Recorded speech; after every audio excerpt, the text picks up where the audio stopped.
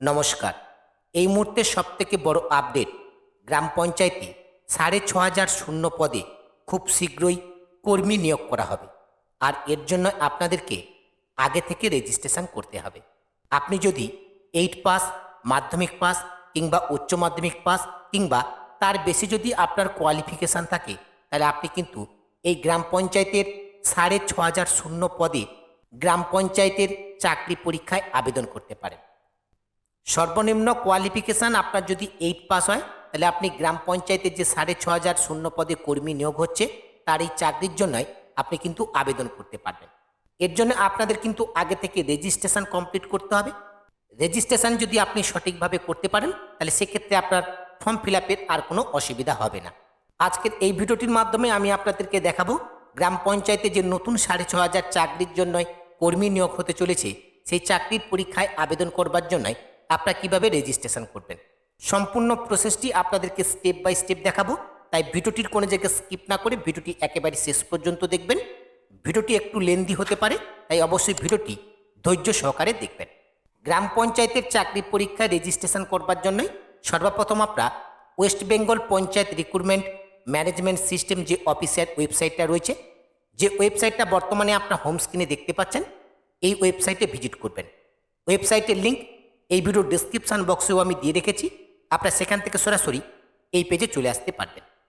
এই পেজে ভিজিট করবার পর ডান পাশের দিকে দেখুন রেজিস্টার নাও, এই অপশানটির উপরে ক্লিক করবেন। রেজিস্টার করবার জন্য আপনাদের কী কী ডিটেলস প্রয়োজন তার কিন্তু এখানে নির্দেশিকা দেওয়া রয়েছে। এই ক্লোজ অপশানটির উপরে ক্লিক করবেন। রেজিস্ট্রেশন ফর্মটা কিন্তু আপনাদের সামনে এভাবেই ওপেন হবে। এখন এই রেজিস্ট্রেশন ফর্মটা সঠিকভাবে কিন্তু আপনাদেরকে ফিল আপ করতে হবে। প্রথমে রয়েছে মোবাইল নাম্বার, এই জায়গায় আপনারা মোবাইল নাম্বারটাকে এন্টার করবেন। এরপর হচ্ছে ইমেল আইডি, এই জায়গায় আপনার ইমেল আইডিটাকে এন্টার করবেন। এরপর হচ্ছে ফার্স্ট নেম, এই ঘরে আপনি আপনার ফার্স্ট নেমটাকে এন্টার করবেন। এরপর হচ্ছে মিডিল নেম, যদি আপনার মিডিল নাম থাকে তাহলে আপনি এই ঘরে আপনার মিডিল নেমটাকে এন্টার করবেন। এরপর হচ্ছে লাস্ট নেম, এই ঘরে আপনি আপনার লাস্ট নেমটাকে এন্টার করবেন। এরপর হচ্ছে ডেট অফ বার্থ, এখন আপনাকে কিন্তু আপনার ডেট অফ বার্থটাকে সিলেক্ট করতে হবে। ডেট অফ বার্থ সিলেক্ট করবার জন্য ডান পাশে যে ক্যালেন্ডার অপশান রয়েছে, এই ক্যালেন্ডার অপশানে ক্লিক করে ডেট অফ বার্থটাকে আপনি সিলেক্ট করে নেবেন। এরপর হচ্ছে জেন্ডার, এই সিলেক্ট অপশানে ক্লিক করে আপনি জেন্ডারটাকে সিলেক্ট করে নেবেন।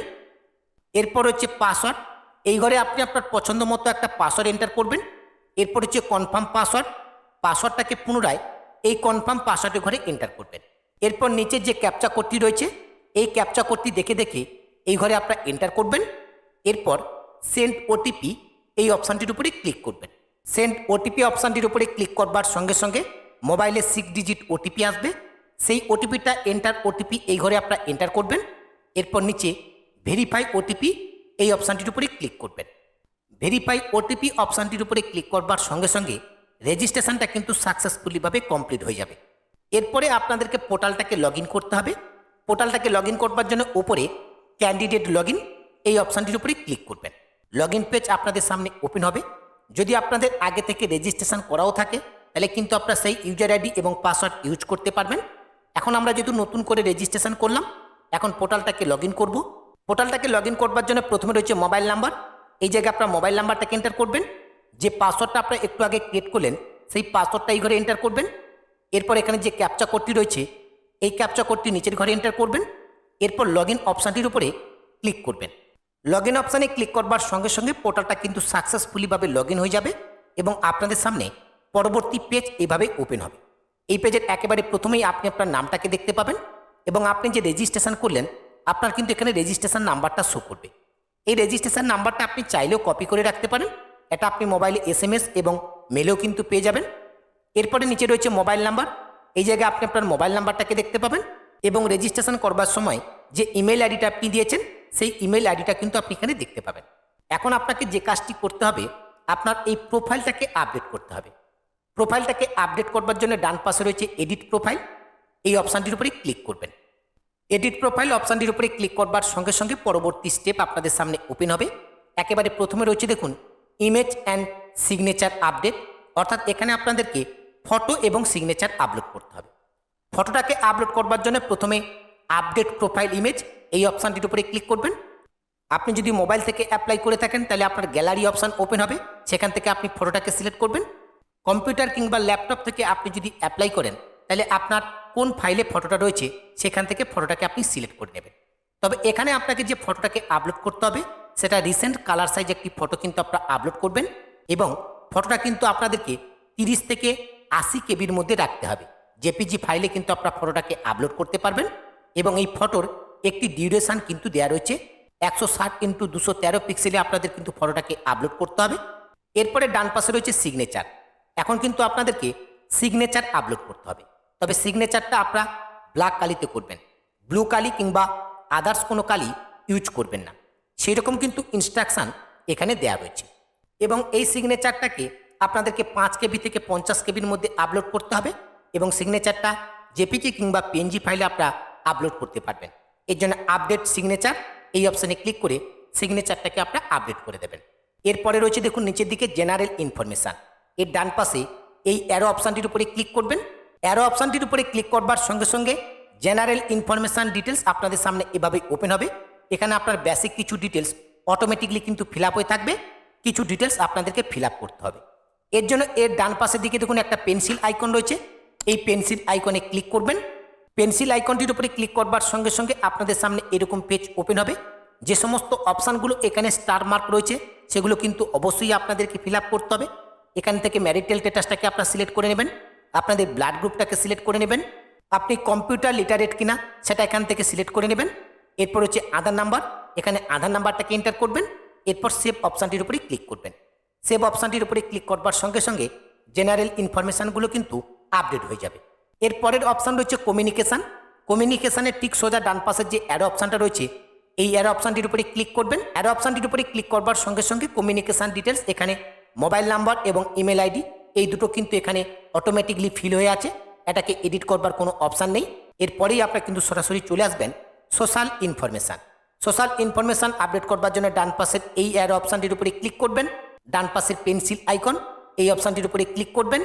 এখানে আপনাদেরকে দুটো ডিটেলস কিন্তু আপডেট করতে হবে। প্রথমে রয়েছে রিলিজন, এখান থেকে আপনি আপনার রিলিজন, আপনার ধর্ম কী রয়েছে সেটা আপনি এখান থেকে সিলেক্ট করে নেবেন। এরপর হচ্ছে আপনার সোশ্যাল ক্যাটাগরি, আপনার সোশ্যাল ক্যাটাগরি কী রয়েছে সেটা আপনি সিলেক্ট করে নেবেন। আপনি এসসি, এসটি, ওবিসি নাকি জেনারেল সেটাকে সিলেক্ট করবার পর সেভ অপশানটির উপরে ক্লিক করবেন। এরপর হচ্ছে আইডেন্টি কার্ড, এর সোজা ডান পাশের অ্যারো অপশানটির উপরে ক্লিক করবেন, ডান পাশের পেন্সিল আইকন এই অপশানটির উপরে ক্লিক করবেন। এখন কিন্তু আপনাকে আইডেন্টি কার্ডের ডিটেলস আপডেট করতে হবে। প্রথমে রয়েছে আইডেন্টি কার্ড টাইপ, এই সিলেক্ট অপশানে ক্লিক করবেন। আইডেন্টি কার্ড হিসেবে কোন ডকুমেন্টটাকে আপনি সাবমিট করতে চাইছেন সেই ডকুমেন্টটাকে সিলেক্ট করবেন। এরপর সেই ডকুমেন্টের নাম্বারটাই ঘরে এন্টার করবেন। এরপর সেভ অপশানটির উপরে ক্লিক করবেন। এরপরে আপনার চলে আসবেন family information. Family information update করবার জন্য ডান পাশের অ্যাড অপশানটির উপরে ক্লিক করবেন, ডান পাশের পেন্সিল আইকন এই অপশানটির উপরে ক্লিক করবেন। এখানে কিন্তু আপনাকে ফ্যামিলির ডিটেলস আপডেট করতে হবে। প্রথমে রয়েছে ফাদার আর গার্ডিয়ান নেম, এই জায়গায় ফাদার অথবা গার্ডিয়ান নেমটাকে আপনারা এন্টার করবেন। এরপর হচ্ছে মাদার নেম, এই ঘরে মায়ের নাম এন্টার করবেন। এরপর হচ্ছে স্পাউস নেম, যদি আপনি বিবাহিত হয়ে থাকেন তাহলে অবশ্যই আপনার পাউস নেম থাকবে, এই জায়গায় পাউস নেমটাকে এন্টার করবেন। এরপর সেভ অপশানটির উপরে ক্লিক করবেন। এরপর হচ্ছে প্রেজেন্ট অ্যাড্রেস, এখন প্রেজেন্ট অ্যাড্রেস আপডেট করতে হবে। প্রেজেন্ট অ্যাড্রেস আপডেট করবার জন্য প্রেজেন্ট অ্যাড্রেস এই অপশানটির উপরে ক্লিক করবেন, পেন্সিল আইকন এই অপশানটির উপরে ক্লিক করবেন। প্রথমে রয়েছে অ্যাড্রেস, এই ঘরে আপনি আপনার অ্যাড্রেসটাকে এন্টার করবেন। এরপর হচ্ছে স্টেট, এখান থেকে স্টেটটাকে সিলেক্ট করে নেবেন। ডিস্ট্রিক্ট এখান থেকে সিলেক্ট করে নেবেন। পুলিশ স্টেশনটা এখান থেকে সিলেক্ট করে নেবেন। পোস্ট অফিসটাকে সিলেক্ট করবেন। সিটি অথবা ভিলেজের নাম এই ঘরে এন্টার করবেন। এরপর হচ্ছে নিয়ারেস্ট রেলওয়ে স্টেশন, আপনার নিয়ারেস্ট রেলওয়ে স্টেশন যেটা রয়েছে সেটা আপনি এখান থেকে সিলেক্ট করে নেবেন। এরপর হচ্ছে পোস্টাল কোড, এই ঘরে আপনি আপনার পিনকোড নাম্বারটাকে এন্টার করবেন। এরপর হচ্ছে ব্লক অর মিউনিসিপ্যালিটি, যদি আপনি ব্লকের আন্ডারে হয়ে থাকেন তাহলে ব্লকের নামটা সিলেক্ট করবেন, মিউনিসিপ্যালিটি হলে এখান থেকে মিউনিসিপ্যালিটিকে সিলেক্ট করবেন। এরপর সেভ অপশানটির উপরে ক্লিক করবেন। পার্মানেন্ট অ্যাড্রেসটা কিন্তু আপডেট হয়ে যাবে। এরপর হচ্ছে কমিউনিকেশান অ্যাড্রেস, সেম একইভাবে এই এর অপশানটির উপরে ক্লিক করবেন। কমিউনিকেশান অ্যাড্রেস ডিটেলসের সোজা এই পেন্সিল আইকনটির উপরে ক্লিক করবেন। কমিউনিকেশান অ্যাড্রেস আপডেট করবার জন্য এরকম ডিটেলস কিন্তু আপনাদের সামনে ওপেন হবে। যদি আপনাদের পার্মানেন্ট অ্যাড্রেস এবং কমিউনিকেশান অ্যাড্রেস একই হয় তাহলে একেবারে প্রথমে যে অপশানটা রয়েছে সেম অ্যাজ পার্মানেন্ট অ্যাড্রেস, এর পাশে থাকা চারকোনা বক্সটাকে সিলেক্ট করবেন। অ্যাড্রেসের সমস্ত ডিটেলস অটোমেটিকলিভাবে কিন্তু ফিল আপ হয়ে যাবে। এরপরেই আপনারা সেভ অপশানটির উপরে ক্লিক করে দেবেন। আর যদি আপনাদের কমিউনিকেশান অ্যাড্রেস আলাদা হয় তাহলে প্রত্যেকটি অ্যাড্রেস পরপর করে আপনারা কিন্তু ফিল আপ করে দেবেন, আগে যেভাবে আপনাদেরকে দেখালাম। এরপর হচ্ছে ক্লাস 8 এক্সাম ডিটেলস, যদি আপনার কোয়ালিফিকেশান 8 পাস হয়ে থাকে তাহলে আপনি এই ডিটেলসটা ফিল আপ করবেন। ডান পাশের অ্যারো অপশানটির উপরে ক্লিক করবেন।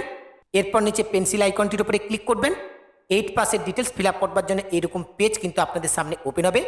কোন ইনস্টিটিউশন থেকে আপনি 8 পাস করেছেন সেই ইনস্টিটিউশনের নামটা এখানে এন্টার করে দেবেন। কোন সালে আপনি 8 পাস করেছেন সেই সালটা এখানে এন্টার করবেন। পার্সেন্টেজ অফ 10, কত পার্সেন্ট নাম্বার আপনি পেয়েছেন সেটা পার্সেন্টেজ এখানে এন্টার করবেন। এরপর হচ্ছে গ্রেড, পার্সেন্টেজ অনুযায়ী আপনি কোন গ্রেডে পড়ছেন সেই গ্রেডটা এখানে এন্টার করবেন। এরপর সেভ অপশানটির উপরে ক্লিক করবেন। আর যদি আপনি মাধ্যমিক পাস হয়ে থাকেন তাহলে এই ডিটেলসটা আপনি ফিল আপ করবেন না, এটা কেবলমাত্র 8 পাসেদের জন্য। এরপর হচ্ছে ক্লাস 10 এক্সাম ডিটেলস, আপনার কোয়ালিফিকেশান যদি মাধ্যমিক হয় তাহলে এই ডিটেলসটা অবশ্যই আপনাকে ফিল আপ করতে হবে। অ্যাড অপশানটির উপরে ক্লিক করবেন। এরপর পেন্সিল আইকন অপশানটির উপরে ক্লিক করবেন। কোন বোর্ড থেকে আপনি মাধ্যমিক পাস করেছেন সেই বোর্ডটা আপনি এখান থেকে সিলেক্ট করে নেবেন। এরপর হচ্ছে ইয়ার অফ পাসিং, মাধ্যমিক আপনি কত সালে পাস করেছেন সেটা আপনি এই ঘরে এন্টার করবেন। এরপর হচ্ছে পার্সেন্টেজ অফ 10, কত পার্সেন্ট নাম্বার আপনি পেয়েছেন সেটা আপনি এই ঘরে এন্টার করবেন। এরপর হচ্ছে গ্রেড, এই পার্সেন্টেজ অনুযায়ী আপনি কোন গ্রেডে পড়ছেন সেই গ্রেডটা আপনি এখানে এন্টার করবেন। এরপর সেভ অপশানটির উপরে ক্লিক করবেন। এবার আপনাদের প্রশ্ন হতে পারে আমার কোয়ালিফিকেশান এইচএস, তাহলে আমি কি এই ক্লাস 10-এর এক্সাম ডিটেলসটা আপডেট করব? অবশ্যই আপনাকে আপডেট করতে হবে। এরপর হচ্ছে ডিপ্লোমা এক্সাম ডিটেলস, আপনার যদি ডিপ্লোমা করা থাকে তাহলে এই ডিটেলসটা অবশ্যই আপনি ফিল আপ করে দেবেন। এরপর হচ্ছে ক্লাস 10+2 এক্সাম ডিটেলস, অর্থাৎ যারা এইচএস পাস করেছেন এইচএস পাসের ডিটেলসটা এখানে ফিল আপ করে দেবেন। এরপর হচ্ছে ব্যাচেলার এক্সাম ডিটেলস, আপনার যদি থাকে তাহলে এই কোয়ালিফিকেশান ডিটেলসটাও আপনি আপডেট করবেন। এরপর হচ্ছে পিজি এক্সাম ডিটেলস, আপনি যদি পিজি কোয়ালিফাই হয়ে থাকেন তাহলে এই ডিটেলসটাও কিন্তু আপনি আপডেট করে দেবেন। এরপরে পেজটাকে স্ক্রল করে আপনার উপরের দিকে আসবেন। উপরের দিকে আসলে আপনারা দেখতে পাবেন মাঝখানের দিকে অ্যাডিশনাল ইনফরমেশান বলে একটি অপশান রয়েছে। এই অ্যাডিশনাল ইনফরমেশান এই অপশানটির উপরে ক্লিক করবেন। যদি আপনার কোনো অ্যাডিশনাল ইনফরমেশান থাকে তাহলে আপনি কিন্তু সেই ডিটেলসটা এখানে ফিল আপ করতে পারেন। যদি আপনি কোনো এক্স সার্ভিসম্যান হয়ে থাকেন তাহলে এক্স সার্ভিসম্যানের ডিটেলস এখানে ফিল আপ করে দেবেন। প্রথমে সেই অপশানটা রয়েছে। এরপর রয়েছে person with disability 40% and above, যদি আপনি ডিসেবিলিটি হয়ে থাকেন এবং সেটা যদি আপনার 40% কিংবা তার বেশি হয়ে থাকে তাহলে সেই ডিটেলসটা আপনি এই ডান পাশের অ্যারো অপশানে ক্লিক করে আপডেট করে দেবেন। এরপর হচ্ছে ম্যাটেরিয়াল পোর্টস পার্সন, আপনি যদি কোনো পোর্টস পার্সন হয়ে থাকেন তাহলে পোর্টস পার্সনের ডিটেলসটাও কিন্তু আপনি আপডেট করে দেবেন। এরপরে রয়েছে ল্যাঙ্গুয়েজ নোন, কত রকমের ভাষা আপনি জানেন সেটাকেও কিন্তু আপনি আপডেট করতে পারেন। এর জন্য এখানে যে জিজ্ঞাসা চিহ্ন রয়েছে এই অপশানটির উপরে ক্লিক করতে পারেন, অথবা ডান পাশের অ্যারো অপশানটির উপরে ক্লিক করতে পারেন। এখানে কিন্তু অনেকগুলো ভাষা দেওয়া রয়েছে, দেখুন এখানে ল্যাঙ্গুয়েজের ঠিক নিচে অনেকগুলো ভাষার নাম কিন্তু দেওয়া রয়েছে। এরপর হচ্ছে স্পিক, আপনি কোন কোন ভাষায় স্পিক মানে কথা বলতে পারেন সেটা আপনাকে আপডেট করতে হবে।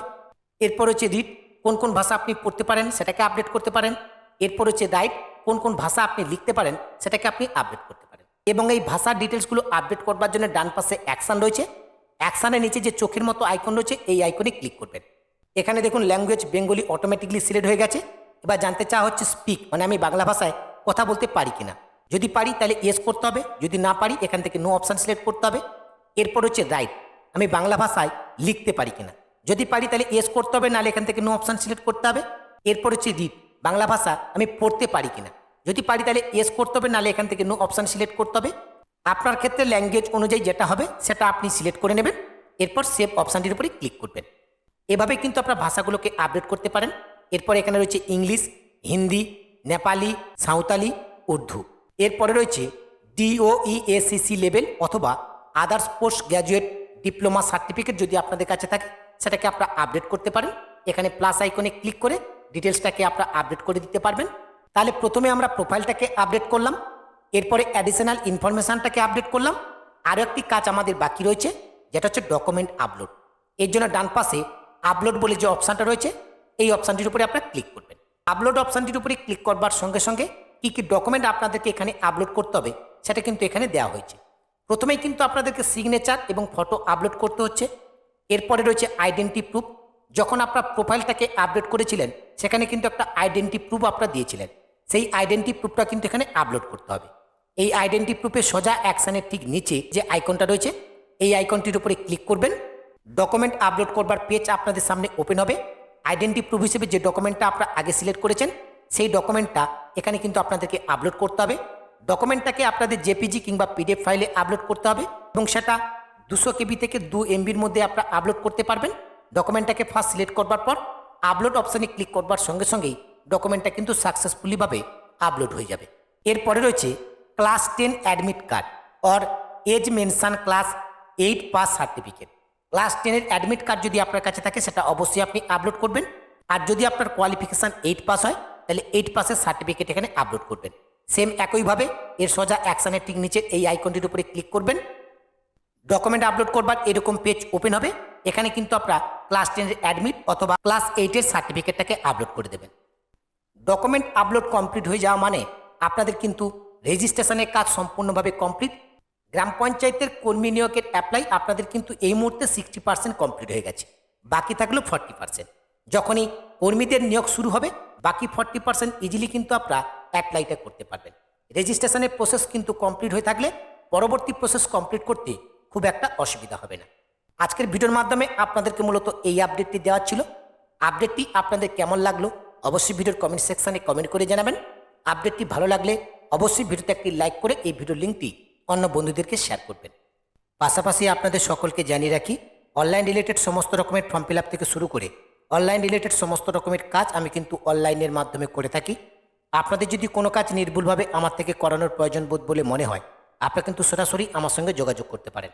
আমার সঙ্গে যোগাযোগ করবার জন্য এই ভিডিওর ডেসক্রিপশন বক্সে আমার হোয়াটসঅ্যাপ এবং টেলিগ্রাম গ্রুপের লিঙ্ক দেওয়া রয়েছে। আপনার হোয়াটসঅ্যাপ কিংবা টেলিগ্রাম গ্রুপে জয়েন হয়ে সরাসরি আমাকে SMS করতে পারেন। আজকের ভিডিওটি এখানে শেষ করছি। দেখা হচ্ছে পরবর্তী ভিডিওতে নতুন একটি আপডেট নিয়ে। সেই নতুন ভিডিওর আপডেট সবার আগে পেতে রিচার্জ দৃষ্টি ইউটিউব চ্যানেলটিকে সাবস্ক্রাইব করে পাশে থাকা নোটিফিকেশানটা অন করে রাখবেন। সকলে ভালো থাকবেন, সুস্থ থাকবেন। ধন্যবাদ।